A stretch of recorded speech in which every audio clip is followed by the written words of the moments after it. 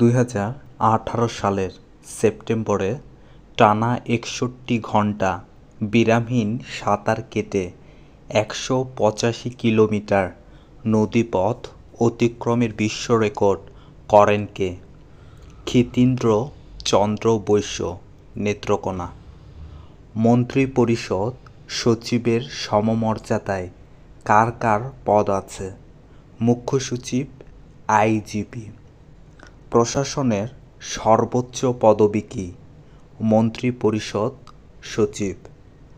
ফরাসি বিপ্লব কত সালে সংঘটিত হয়? 1789 সালে।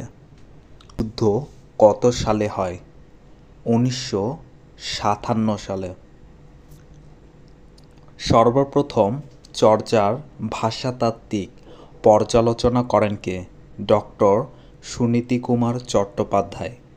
বঙ্গবন্ধু স্যাটেলাইট 1 পরীক্ষামূলক কার্যক্রম শুরু করে কবে থেকে? 4 সেপ্টেম্বর 2018।